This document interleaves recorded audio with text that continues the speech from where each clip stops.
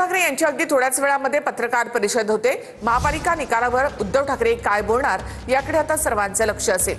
25 वर्षांनंतर ठाकरेंच्या हातून मुंबई महापालिका निसटली, मात्र ठाकरे बंधू या निमित्ताने एकत्र आले। त्याचबरोबर जवळपास 71 ठिकाणी त्यांचे नगरसेवक निवडून आलेले आहेत। मनसेचे देखील 6 नगरसेवक निवडून आलेत।